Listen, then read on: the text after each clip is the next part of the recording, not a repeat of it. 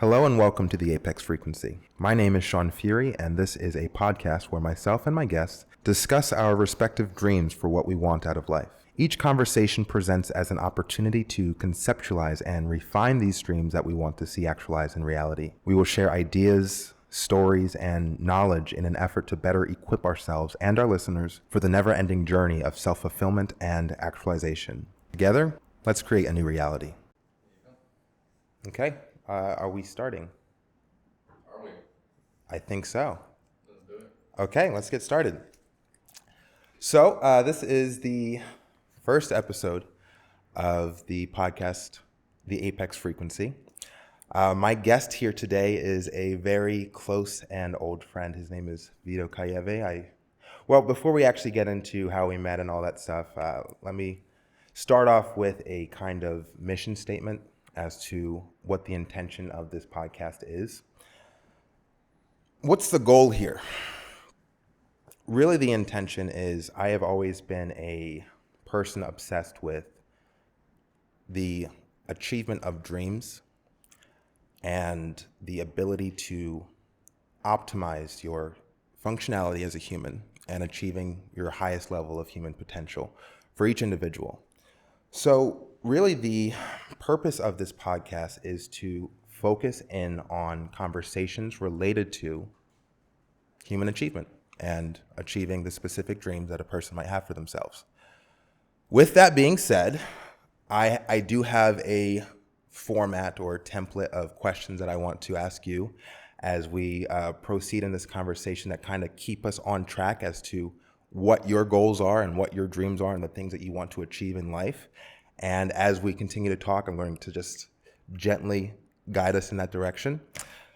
So with that being said, let's get started. Yeah. Thank you. Thank you for being here, Vito. Thank you for having me, bro. I really appreciate it. Thank you, man. It's an honor and a privilege. I just want to say that before we really get started. Absolutely.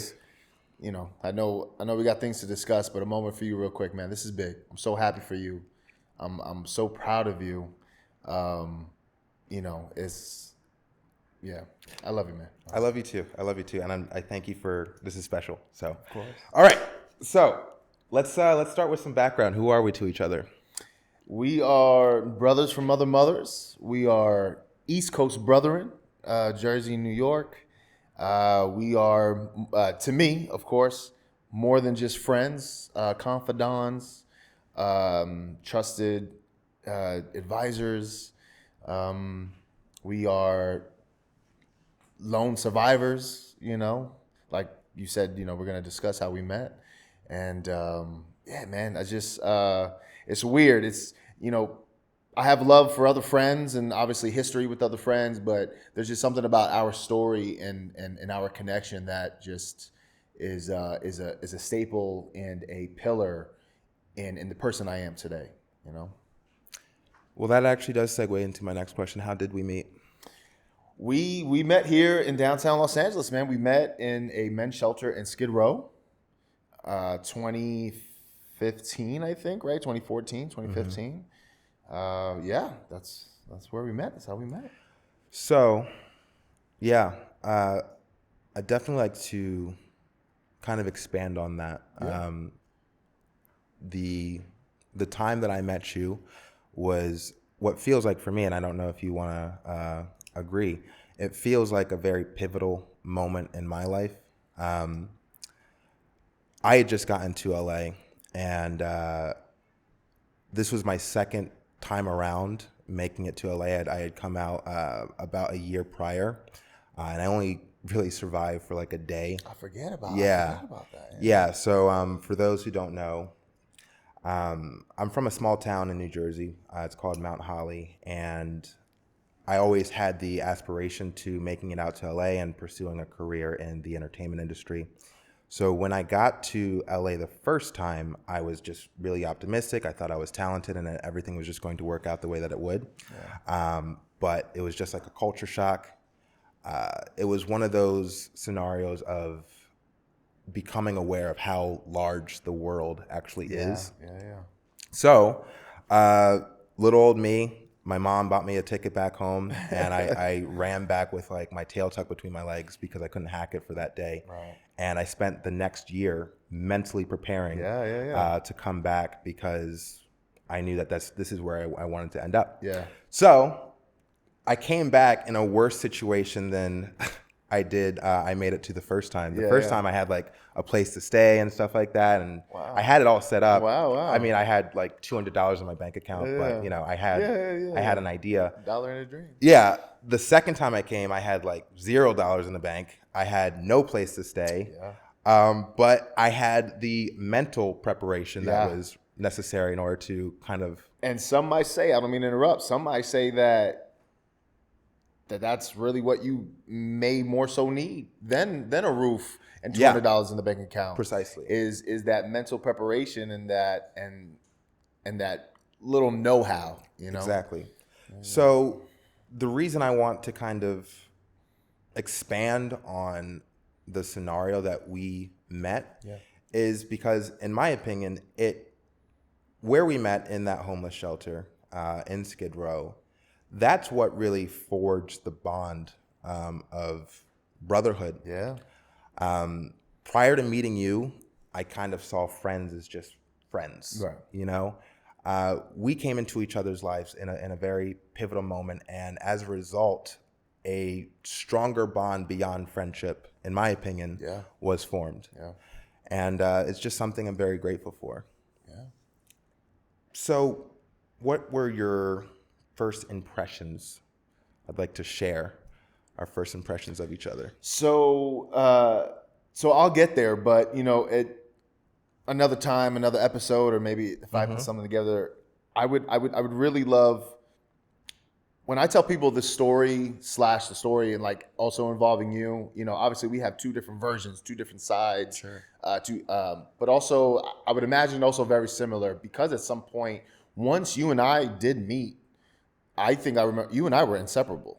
You know, so a lot of our experiences were together. Maybe even more than half. But first impression of you, and I've said this to people, I've said this to you. To me, you were quiet, maybe a little shy, maybe a little timid. I also remember thinking, you know, he blends in because he's black. He's a smaller guy, and he's keeping to himself. Though I do think I remember also thinking like, oh, that's not necessarily a good thing, you know, thinking this kid's outside, you know, because you would be outside in the yard reading a book. And if I know I'm thinking, oh, I'm going to run this little dude's pockets, I can imagine everybody else inside was thinking that as well, you know? Yeah. But yeah, no, you were shy, you were quiet, you were sweet. You know, I think if I remember correctly, at the beginning of our friendship, and like, I think I was like asking you to use your sleep mask. Do you remember that? Yeah, I do. And it's so funny because fast forward to now, to this day, I still use sleep masks. I use a sleep mask today for like the first. I use it specifically for today. Yeah. And I go through sleep masks like people go through fucking, you know, Q-tips because my head is so weird and big that I stretch them out. And I had forgot to mention this to you. Yeah, I remember thinking, man, this guy used to give me his sleep mask. Not knowing me, he should have probably told me to go fuck off, you know. But yeah, you doing that gesture was like, okay, he's sweet, you know. You know, and it was a good kind of first impression because I knew, despite where we were, despite kind of how it was at that time, I knew I was also a sweet person. Yeah. You know, I knew, you know. But yeah, those were my first impressions of you, man. So, a couple of things.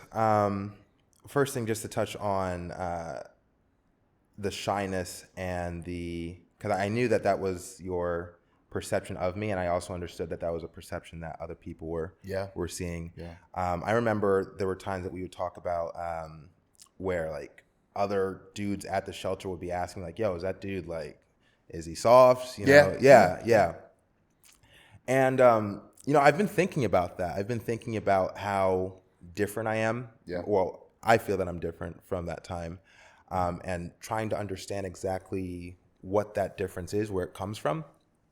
And in preparation to talk about this, I came to the realization that time in my life, getting to LA and knowing that I was going to be homeless, I kind of put myself in a mindset of, and it's weird to say out loud, but I put myself in a mindset of submissiveness and passivity, where in my mind, I was prepared for bad things to happen to me. And as a result, I told myself that I wasn't going to fight the negativity that might occur as a result of being homeless. Wow. Yeah. That's a hot take, man. You never said that to me. Yeah, no, it's something I didn't really articulate until recently. And I spent some time like kind of diving into it. And what I realized is I definitely got my mind right in the sense that like nothing would damage it. And I kind of set up all these blockers where like, if anything, if you get like robbed, if you get beat up, if you get assaulted, that's not going to break you. Yeah. But the fear that still never left, even during that whole time, was associated with the damage that might occur to my body, because that was something I felt like I had no control over while I was homeless. Right. I don't know what it means. I don't know if there's anything to take away from that, but it's more so just a reflection of the mentality. And I don't know if I would do it again. Yeah. If I could tell someone else like, hey, if you're gonna go be homeless, like don't adopt the mentality, like be ready for everything and like don't fight it. Yeah. I think if I had to do it again, I'd be like, nah, kick someone's ass if they step to you. Yeah. You know what I mean? Yeah. But I think I'm just more confident now. So. Oh yeah. So first of all, you definitely are. Yeah. And I know I was using the shy word, and it's like maybe no, not I was shy. Yeah. But it also was, your personality of, I don't know anyone, no one knows me, I got no reason to mingle. I'm gonna stick to myself. Yeah. So it was a mixture of the shyness, but also that, because once you and I really got to know each other, once you and I started hanging out, going on our walks and our talks and shooting the shit at cafes and stuff, I saw a whole nother side. Right. You were no longer, you were little by little being yourself around another human being who just so happened to be in a tough situation. So real quick, just to keep things moving, I do want to give you a couple of first impressions. I didn't know if I. Because the goal of this podcast is to help each other become the best versions of ourselves in this reality. Yeah. So it's good to have an understanding as to how you're perceived for first impression. I was immediately drawn to you when I first met you at the shelter. You were the only person that had a level of vitality to you. I got there and everyone's just walking around like zombies, like their life is over. They are resigned to their fate. And you were the only individual that stuck out to me that had a light, a brightness to them. And I know it's tough. Yeah. Holy shit. Yeah. Wow. 2 minutes in, right? So yeah, like I connected with you instantly because I saw that same brightness in me. And I was like, oh. And it was weird because it was like an instant, like, oh, we're homies, like immediately. Yeah, so anyway, And listen. And obviously, we're not going to get into that now, but for viewers, we were two different men, both young men, but at the same time, two different phases of our lives. There for two different reasons. At the time, I had a son, and I was across the country from my friends and family and everything I knew, and I was literally just getting my life back together. You were a young man on your own journey, ready to do it all, ready to take it all, So it wasn't, once again for the viewers, it wasn't like we were two young guys with no cares in the world. No, we were two different guys, but then also found a mutual, neutral, just connection and bond. And like you said, man, since day one, it was. It was so, like I said, we'll talk about it another time. No, but absolutely. It was much needed. And Yeah, absolutely. Okay, so how have we, over the years, we've known each other for about 7, 8 years? Yeah, man. Yeah, yeah. How have we influenced each other in positive and negative ways over the time that we've known each other? So yeah, you said something a moment ago that made me think that, besides my fiance, um, who has just been super patient with me and just has helped me become a better person, along with my son growing up and giving me a reason to become a better person. Not blowing smoke up your ass, you are probably that third factor that just helped a trigger in me. Just realize, hey man, you need to grow the fuck up. You need to chill the fuck down. You are one of the most patient, understanding, people I know, and being around you all these years, observing it, listening to it, you doing it with me, being patient with me, because obviously we know I've not been the easiest person to be friends with. Yeah, I've learned a lot of things from you, including just be more patient, little kinder, a little sweeter, more mindful of things.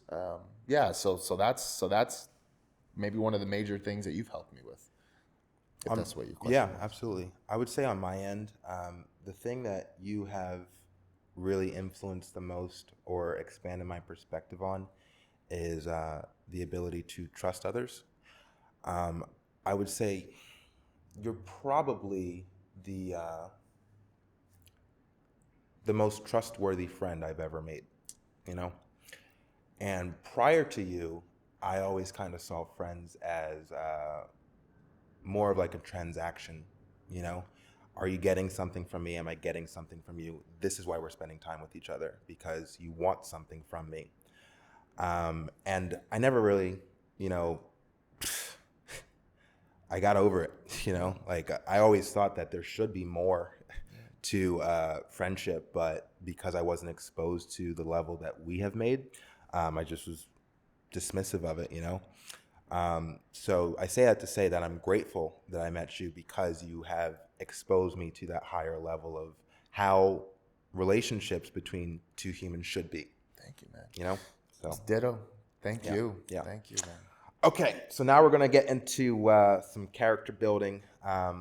We spent some time talking about the past. Now I'd like to start focusing on what our goals are in the future. So, what characters, fictional or real, would you say have been your greatest influences? Wow, what characters? That's a tough question, man. You know, I wasn't raised with my biological father. I did have a really good stepdad, um, but he wasn't necessarily the best father figure. And who really took that role of just kind of giving me that tough New York City love, that father figure, were a handful of my uncles, two Uncle Dennises, my Uncle Carl. Those guys were huge figures of mine growing up. That to this day, including the time where we were in Skid Row, that to this day, just really helped mold me to the man that I am, good or bad, and then the father that I am, good or bad. Yeah, I really can't think of any other characters. That works. Yeah, absolutely. I think on my end, for Maybe if I can interrupt, Yeah. maybe Robin Williams. He's funny. I'm a funny guy. You are a fan of Robin Williams. Yeah.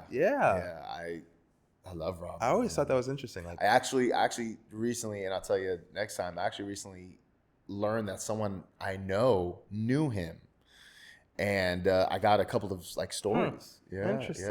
Yeah. I do want to touch on that in the future. Yeah.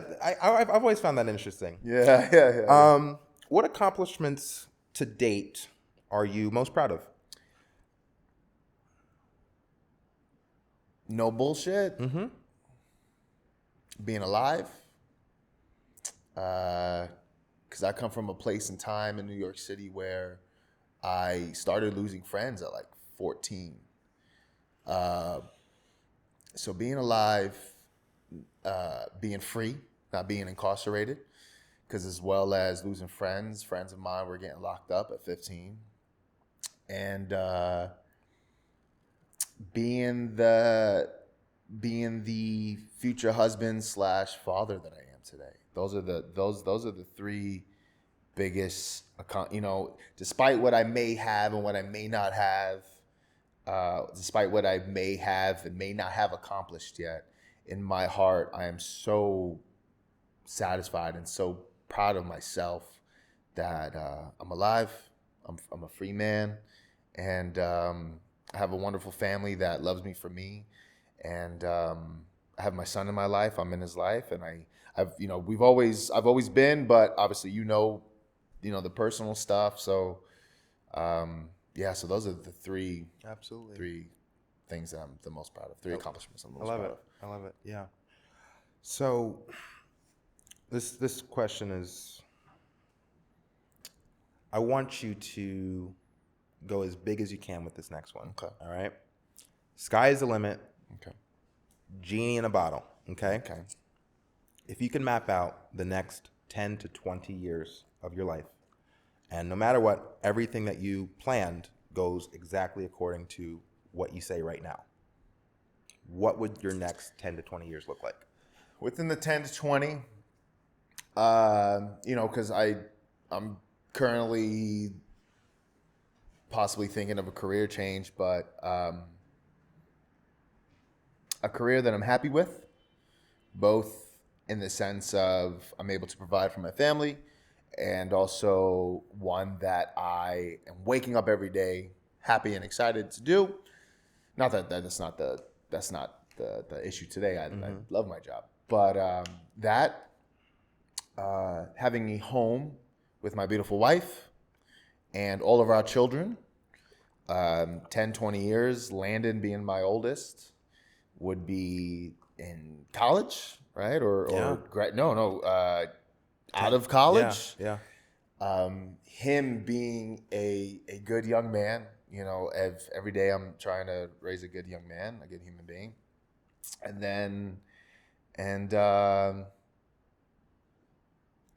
being a good person to my friends and family, being involved in our community, our church, and in a weird way, it may sound simple to people, but yeah, I've kind of always had that image of being a working dad, husband, and raising my family the right way. I dig that. Yeah. So that's my goal. Having traveled, I just went on my first trip out the country recently, and I want to do that now. Yeah. So working hard to be able to save and afford trips around the world, not only with my family, but with my family. All that good stuff, man. I dig it.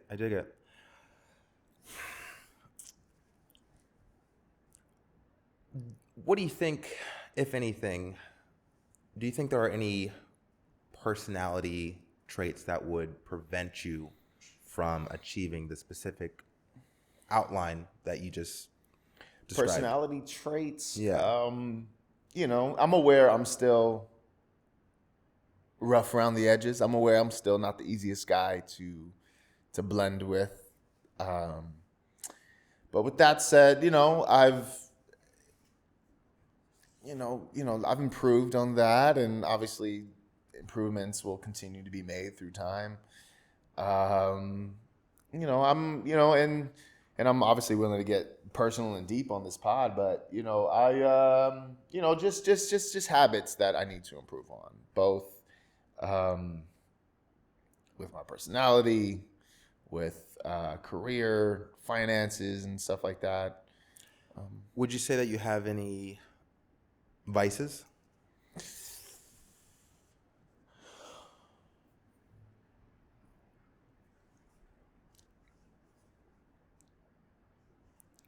Mate, I can't think of any right now. No? I'll give you some of my Yeah. vices. Weed. I kind of kicked it. Well, it wasn't a habit, but I loved smoking weed. Yeah. Recently, I was exposed to my next friend who's coming on in the future. He'll be like the next guest, Bertrand. He turned me on to this podcast, Andrew Huberman, and he's this neuroscientist. And there was this one podcast on weed smoking. Listen to the whole podcast. I don't even listen to podcasts, but you understand that I'm trying to do my own thing, and I'm building, and I am all about optimizing human functionality. So it's like, okay, I'll listen to this podcast on weed and see what he. So anyway, long story short, he turned me off to it. The information that he disclosed kind of made me start thinking, we got to start doing what we can to improve as opposed to keep us here. We got to get to here. So that's why I quit weed. I'm keeping it down to like once a month. Yeah. I'm calling that a vice because it's something that I like to do, and I'm not saying that it's necessarily beneficial for me. Another vice for me, I could argue, debatable, sex. There was a time in my life where I was obsessed with sex. It was the only thing that I was thinking about. And as a result, I wasn't really able to make strides in other avenues of my life because it consumed my waking hours. So that was a vice that I have now, I'm able to manage more. It's still a vice, but You see, like, currently maybe I'll dabble in edibles, but I've never been a heavy weed smoker. I'm not a drinker. If anything, now I recently I got introduced to hard kombucha. That's what I drink. Yeah. But I guess Hey, from if you personal a vice would, if I'm being honest with myself, I could be a lazy bastard sometimes. okay. Yeah. So slothfulness. Yeah. All right. Yeah. Works for me. Yeah. I relate to slothfulness. Yeah. Yeah. And it's yeah. And that's actually a great segue to what we're going to talk about moving forward. Is you and I, since you just listed slothfulness as a vice, one thing that I always, and this is for viewers, we have all lived the sedentary lifestyle, some more than others.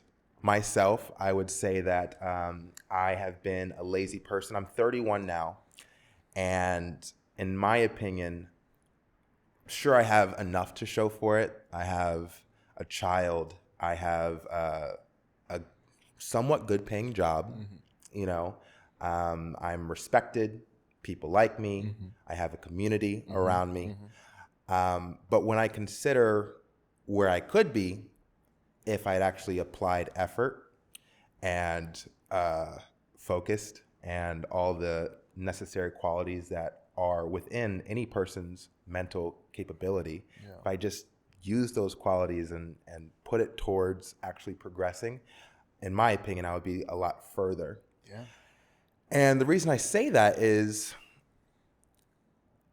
it's that whole YOLO concept of, if both of us know, and if a viewer knows, that we really only are here for one lifetime. Yeah. And we have experienced the sedentary version of that life. Yeah. We've all sat on the couch and watched Netflix for many hours. We've gone out to eat and tasted the good food, and we've just allowed ourselves to get fatter or duller and less interesting as a result of like not really having a specific passion that we're constantly working on. Yeah.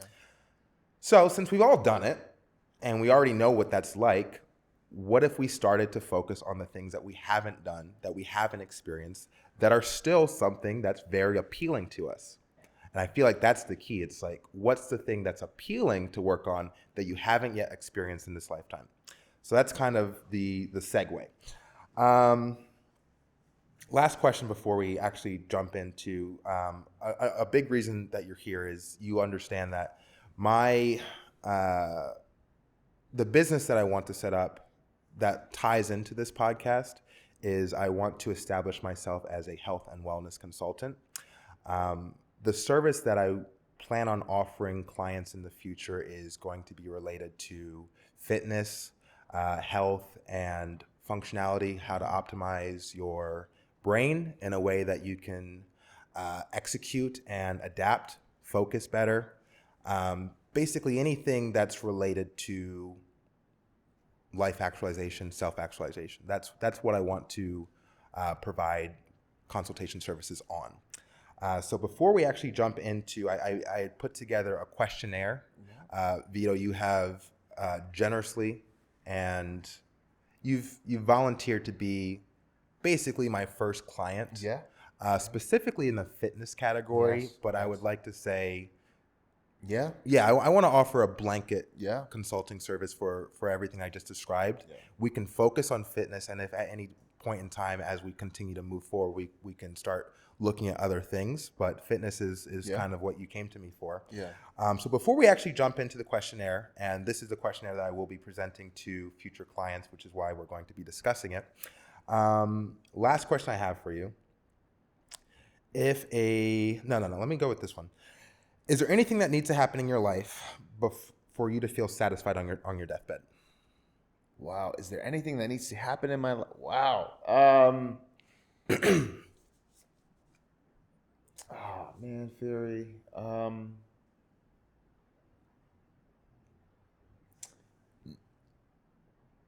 It's gonna sound maybe tacky.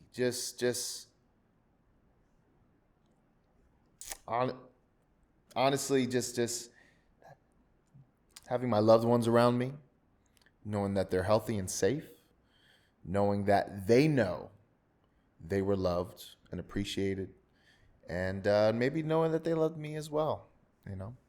But, Absolutely. yeah. I love it. I love it. You know, maybe obviously my immediate family financially okay, but yeah. I dig it. Okay. Well, that's not too simple for the viewers. No, that definitely works. Yeah. I think that's something that a lot of people can relate to, and moving forward, let's just keep that in mind as that's the thing that we want to make sure occurs. Yeah. You know? Okay. So, like I said previously, you have some fitness goals that I'd really like to kind of dive into. Yeah. And as you know, I'm obsessed with human peak, so to speak. It's been easy to kind of target the physical aspect of what, in my opinion, a person could look like at their peak. Yeah. And I want that in the future, and I am working on it, translating that same mentality over to the mind and the spirit. Yeah. So I will be incorporating all of these different items into the consulting service over time. But let's focus on the fitness, and this conversation is really to help me establish and understand the type of value that I'll be providing to clients when they reach out to me. Excuse me. Okay? So this is the questionnaire, and I'll continue to revise it and adapt it for future clients. This is a different one? No, it's the same one. Okay. It's the same one. We're just going to go over it. Awesome. And we're going to continue to refer back to it over the time off camera so we can make sure that you stay on those goals. Okay? So what does getting in shape look like for you? A lower body fat percentage. Okay. Strong, quick, lean, feeling good, looking good, feeling confident.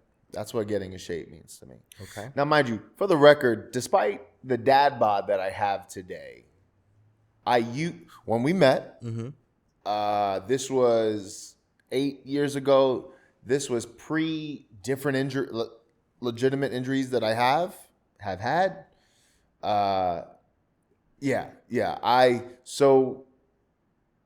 So what makes me a unique client for you is once again, despite the dad bod I have a history in fitness and working out. The experience, but that all went out the window due to injuries and time and life. So yeah, so I've always felt unique for you, and I'm, you know, and it's awesome for you to have me, because I have both that still that ego macho. Oh, I used to do this. I could do this. Yeah. He don't know I do this. Yeah. Slash, oh man, I can't do this because my back hurts. You know. I get it. Yeah. So yeah, to your point, I think what would really be interesting to work on is there are specific limitations due to you know certain things that have happened that we would have to work around. Yeah. But my understanding is that you want to basically be leaner. Yeah. And function. Yeah, because personally, I know I'll never be as strong as I was. Right. And the reason being is because I can't lift as heavy as I used to. Okay. So a goal of mine is to be strong enough to where I know I'm strong. I mean, obviously physically, just naturally I'm strong, but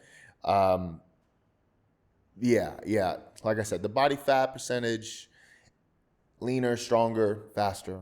Leaner, stronger, faster. Yeah. I like it. Leaner, stronger, faster. I like it. Yeah. Okay. What kind of results are you looking for, if you can be specific? The best way to get specific is like a certain, you know, weight number, something like that. Yeah. So I actually don't know it, and off camera, I'll share it with you. In my closet, I still have from 2014, 2013, when I was a jobless bum, powerlifting 6 days, 7 days a week. I have my written down on a piece of paper, both mine and a buddy of mine at the time, both my current weight and my body fat percentage. I bring that up because that, excuse me for spinning, that is ideally where I would want to go. I do have a goal weight in mind. And then obviously to me, that does reflect on the goal body fat percentage. Right now I am a little over 250. Okay. When I say a little, I'm being nice to myself for the viewers out there. But the weight that I was in my, you know, kind of in my youthful peak, I was easily 220, 230, just a big bulky guy. So you would like to get to 220? Yeah, within that range of 220 to 230. Yeah. Well, I'm all about, let's go for like the highest. Whatever we can do, let's go for that. Yeah. So 220? Yeah. Okay, let's go with 220. Yeah. So 30 pounds. What are your motivations for getting in shape? Let's round it up. Let's say 40. Let's say 40 pounds. Oh, so you want to go okay. Oh, yeah. All right, okay. 40 pounds to lose. Yeah. All right. Not that bad. I actually lost 40 pounds in 2021. Yeah. Yeah. I mean, it required discipline. Yeah. But that's kind of what we're going to get into. Yes. Discipline is essential Yeah. for making any kinds of change in a person's life. And what I found through my own experimentation, because like I already said, I have been extremely lazy in my lifetime, and I've enjoyed it. Yeah.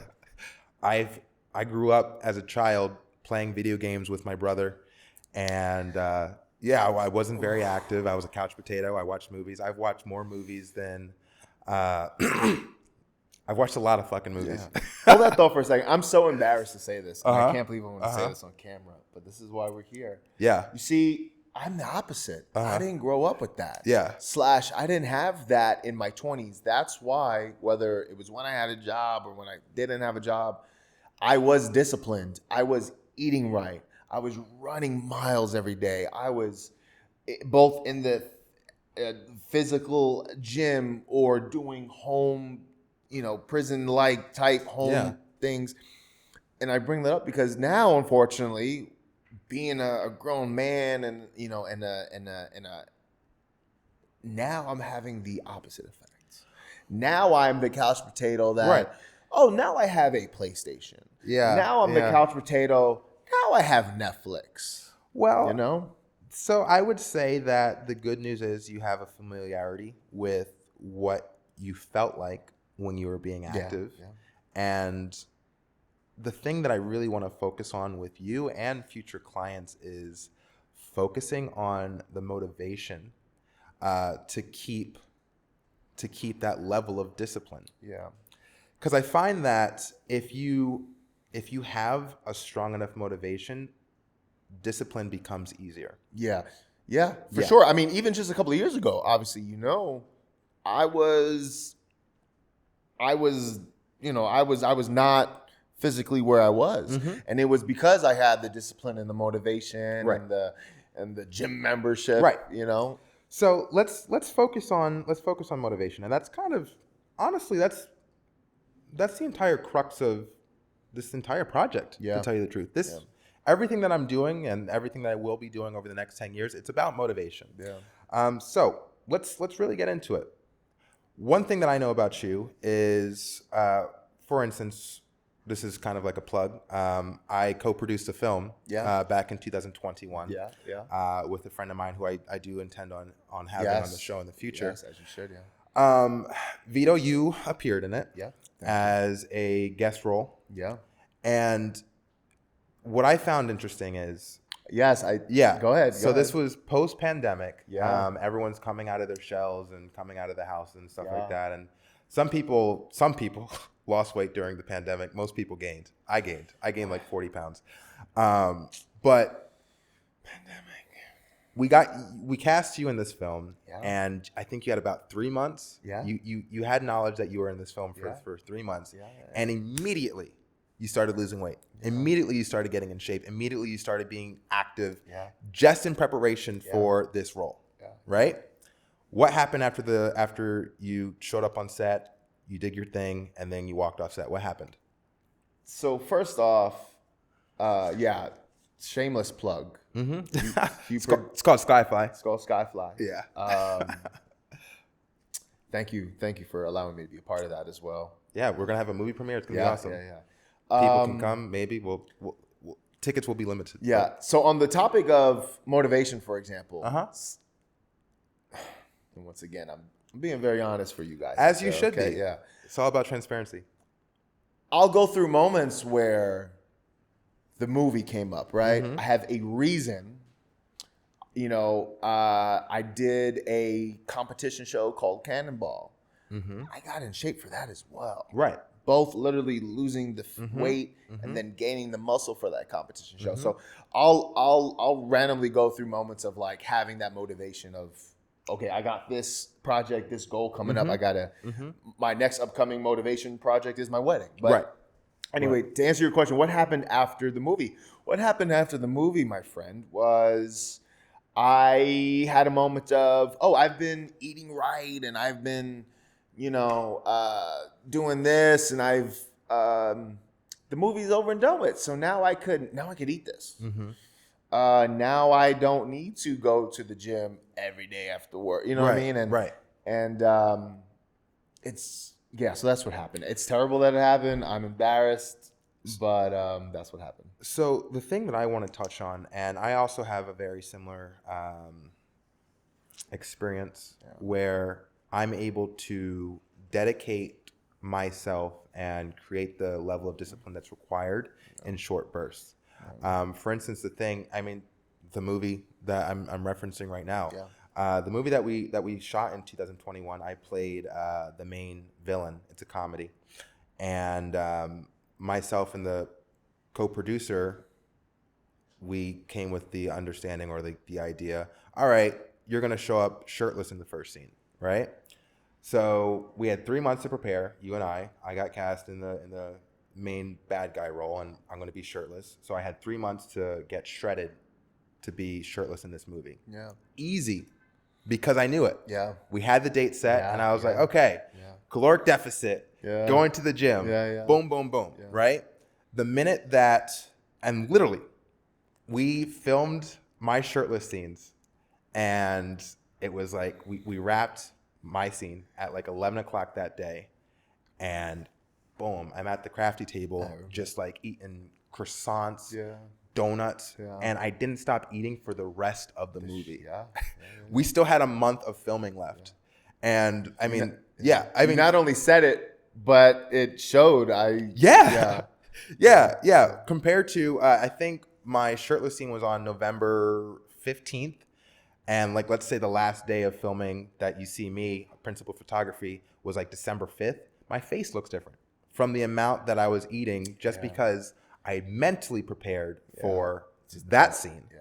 And the minute that scene was over, the motivation, the discipline, all of that drive to stay in shape and stay my best self dissipated. Yeah.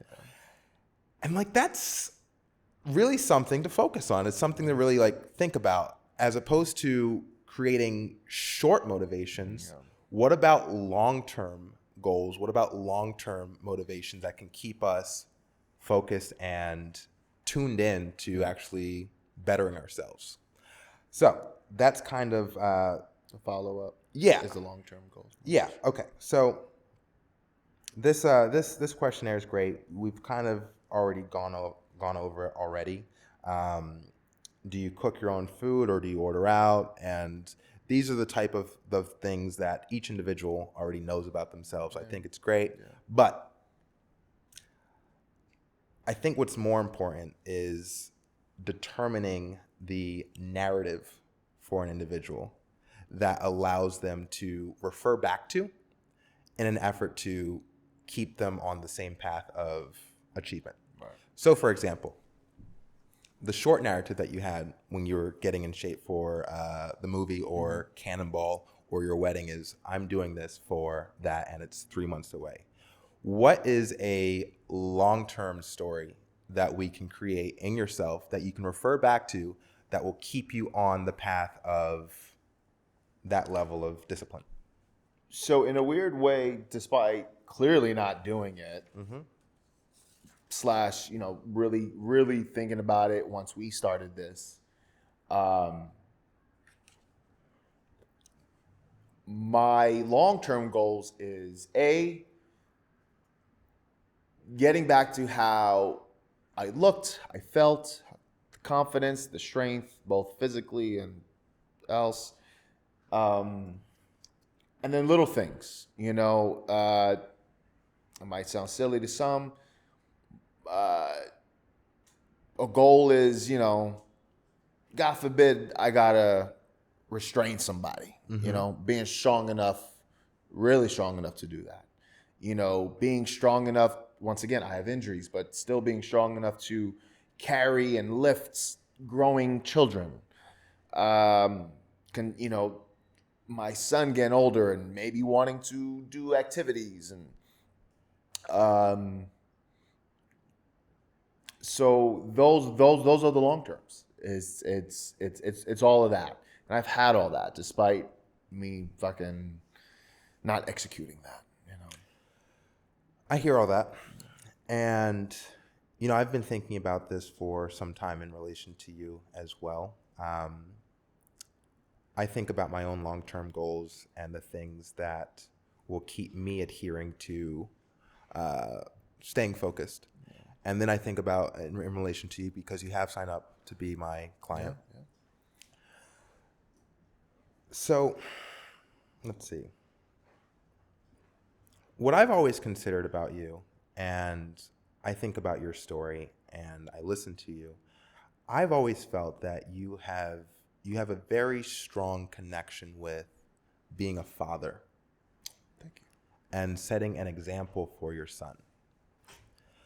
I think there is a lot of strength and a lot of passion that can be derived from that core value of being a great father and setting that example. Yeah. So perhaps when you think about the specific goals that you have for your own self, for your own fitness, you relate it back to the fact that like, I'm showing what discipline looks like for my son. I don't mean to interrupt. I didn't mention it, but yes, that is one. That has always been one. Right. I didn't really have that growing up. So I know it's needed. I know how it feels when it's missing. And once again, knowing that I have this better health and wellness lifestyle deep inside me somewhere. Yeah. The point is, I know I have it. And the Mm-hmm. point is, I do want to instill it. Yeah. Not only Landon, but all of my children. Yeah. Absolutely. Absolutely. Okay. So now, if you'll humor me, I'd like to try a visualization exercise. Yeah. All right. So we're gonna see if this works. I think it could be beneficial. It's experimental, so let's just try it. Okay. Yeah. I'd like you to close your eyes. All right. I want you to take a moment to imagine your most capable, your most disciplined, and your most badass self walking around in this world. Oof. I want you to really visualize what that person, what that version of yourself looks like. Take a look in the mirror, see your cheeks, see your jawline, see your facial hair, see if it's slightly different from how you look today, how different from how you look today. Go from your face down to your shoulders. Oof. Take a look at the definition, the amount of muscle to fat ratio. Just take a picture of the entire scope of your body and create the contrast between who you are today and the version that you're looking at right now in your mind. Okay? I want you to think about how you move through the world differently, how you interact with people, strangers, how you influence the world. Take some time to think about that. From there, I want you to create the clearest picture in your mind of that version. And I want you to believe that you can actually meet and face that person in the mirror. In this reality, in this lifetime, you can actually be that person that you're imagining right now. When you're ready, I want you to open your eyes. That's some deep stuff, man. It's powerful stuff. So moving forward, now that you've taken the time to actually visualize what that person looks like, I want that to be the guy that you're walking towards. You see him. Did you see him? Yeah. You saw him. Yeah. So walk towards that person. I want you to get to the point where you are facing that man in the mirror on a daily basis. In the future, once this podcast is over, once you go on about your day and your week and your month and the rest of your life, I want you to start making decisions. How would the best version of myself handle this situation? Would this best version of myself eat this donut? You know what I mean? Would the most disciplined, would the most powerful, would the strongest version of myself do the thing that I want to do, or would he stick with the path that I've already set for myself? I'm right there with you. And it's so awesome that this is part of what you're doing, because believe it or not, I've talking to myself, being angry at myself, and just kind of just being a lazy bastard. I've had that thought that Vito would be disgusted with me, both looking at me and would whip my ass, Yeah. call me a fat old man, Yeah.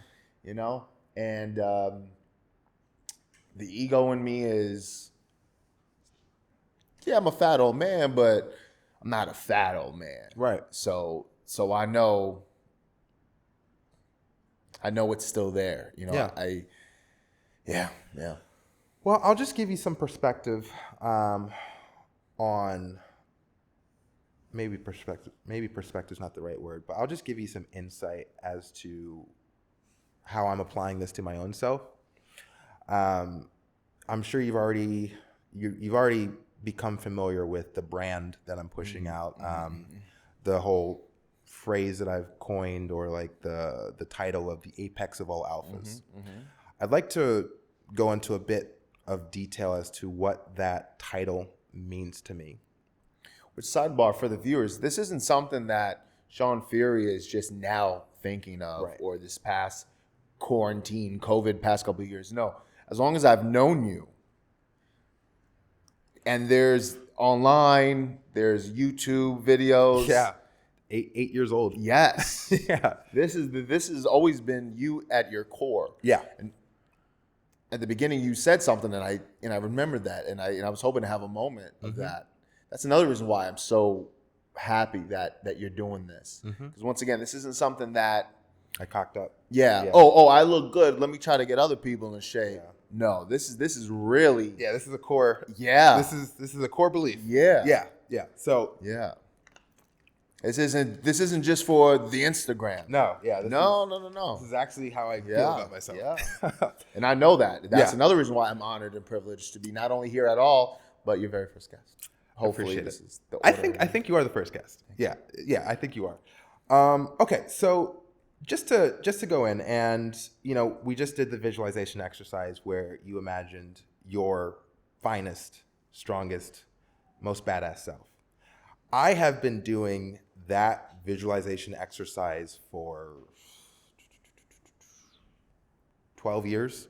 Wow. Yeah, 12 years. I've been chasing a version of myself in the mirror that I want to see. I am obsessed with seeing in the mirror. I need to see them. There have been moments in my life where I actually have, I've gotten there for the movie role. Yeah. And I did a photo shoot back in July of this year where I got like really in shape. Yeah. And it required a whole lot of discipline. Yeah. And I'm looking forward to seeing that. I saw some behind the scenes stuff. Yeah. You look phenomenal, man. Thank you. And what I notice is I have instances of hitting that version of myself that I'm always chasing. I can hit it for like a day. Yeah. You know what I mean? And to me, it feels like metaphorically, I'm out in the sun, just floating at like my highest peak, but I don't have wings.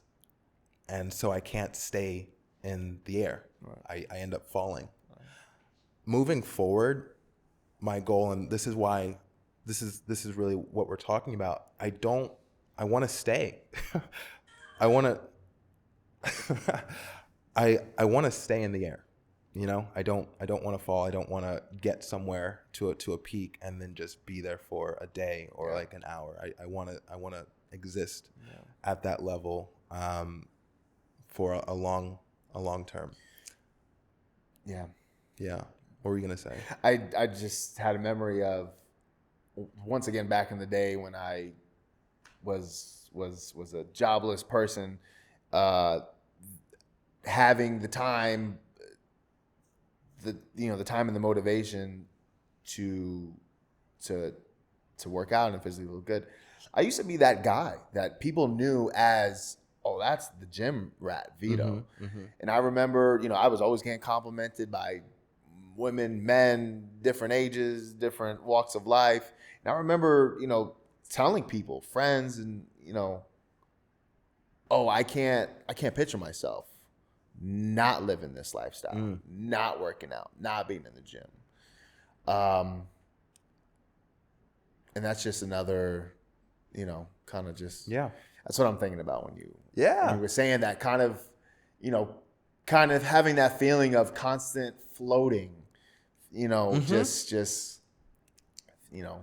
Yeah, I would say my own experience has been that I create the expectation that's so high. And again, like the whole title is Apex of All Alphas. Like, what does that mean? I think about what that title actually means. To me, it's a story. It's a narrative. Yeah. It's a narrative that I tell myself. But what is the narrative? How strong, how high, how much potential does the apex of all alphas actually have in this reality? And because in my interpretation of it, it's such a high expectation, I've created this mental block where I can only sustain it for a short amount of time. But I don't want to do that anymore. I want to sustain it for the next 10 years. That's my goal. And after the next 10 years, I'm wealthy. Yeah. I'm set up. Yeah. And I don't have to fucking walk around like, oh, I'll be fucking You know what I mean? I can just like chill out and relax, maybe get fat. Maybe. Enjoy the fruits of your labor. Yeah, Thank I get you. it. Yeah. You understand. Yeah, You understand. So that's my next obsession, where it's like no longer are we just staying in the sun or in this level of excellence for a short amount of time. Let's have it exist for 10 years. Let's get some work done.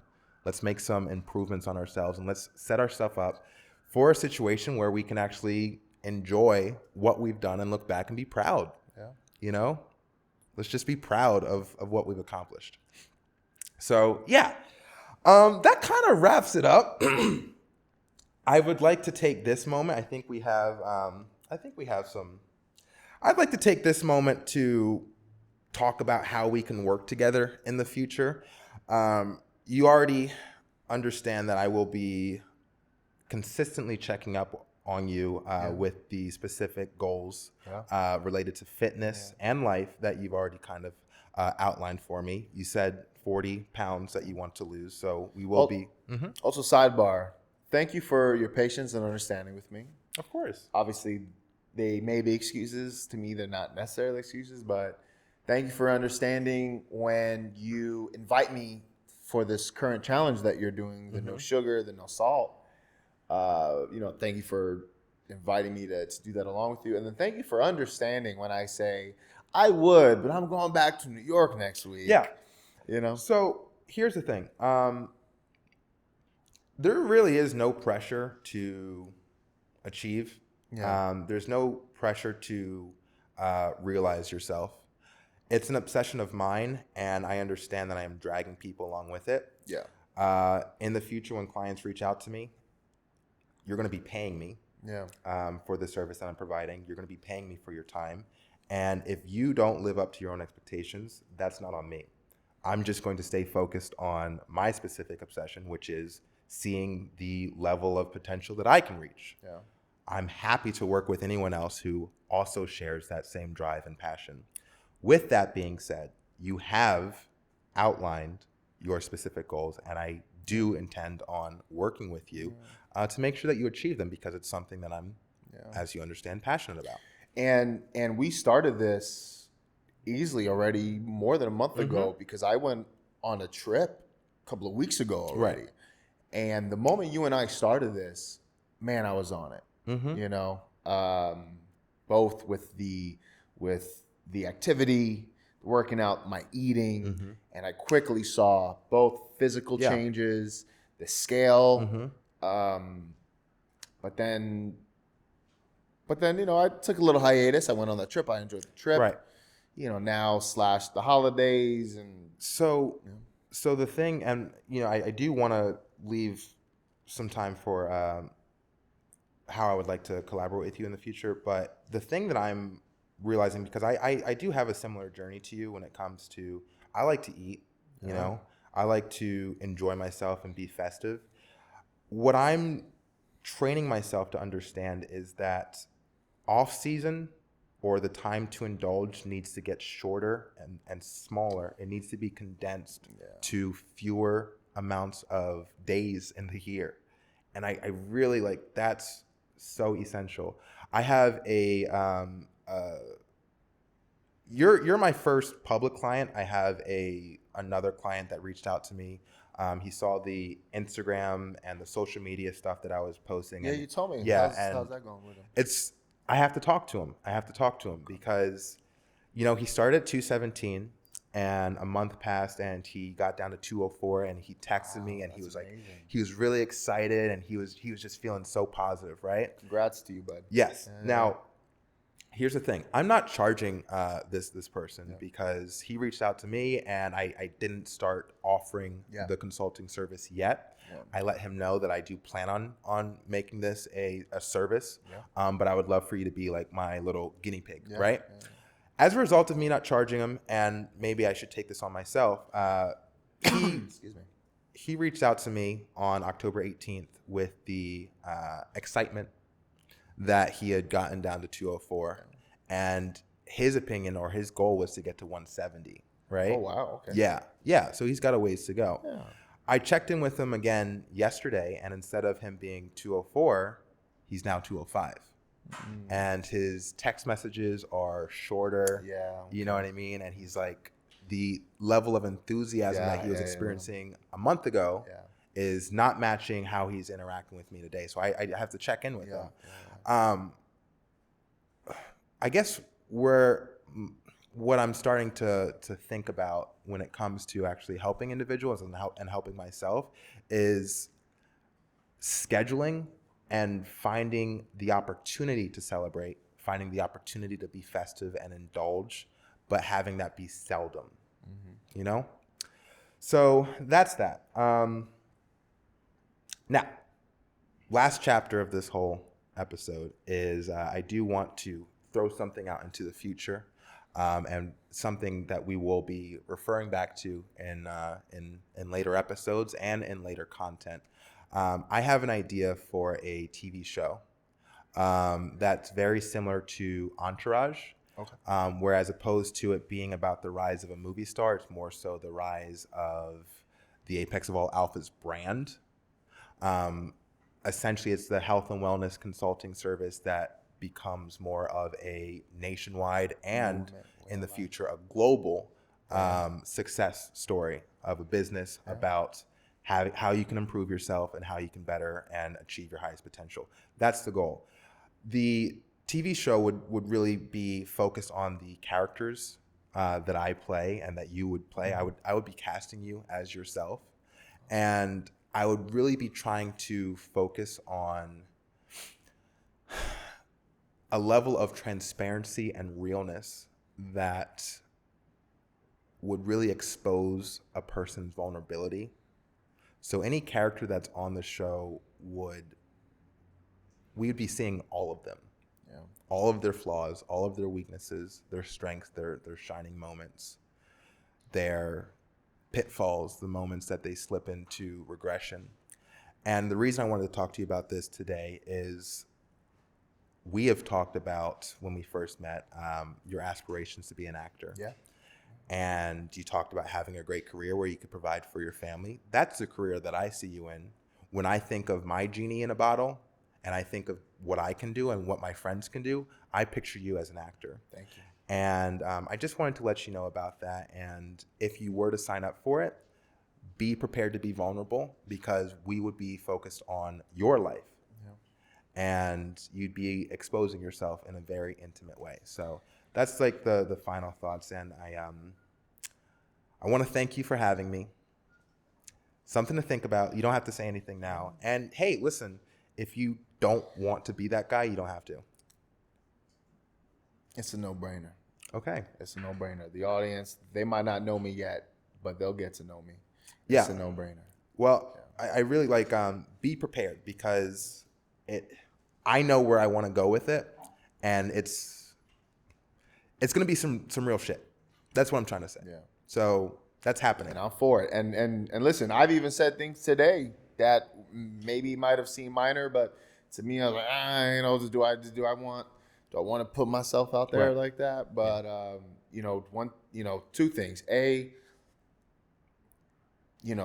I'm with you in a sense. I'm next to you in this movement.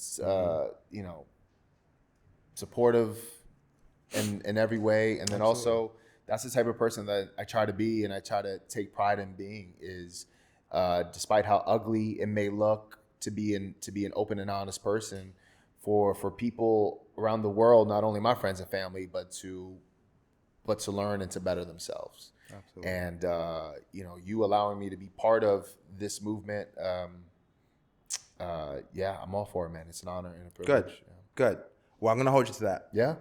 And I thank you so much for hopping on this. And this is, Thank you for having I think me. this went pretty well. It did, man. It was a very special moment, and I can't wait to have it now. It exists. Yeah. It exists, and I can't wait to look back on it. And I'll continue to refer back to this episode for years to come. So I really appreciate it. Wow.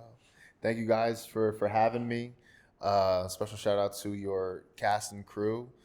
Special shout out to your audience. And I love you, man. It's I love you are just three simple words, but I look in your eyes, not in a weird way, but you know what it is. Yeah. You know what it is, man. Absolutely, bro. Cool. Thank you for having me. That was the Apex Frequency, episode 1.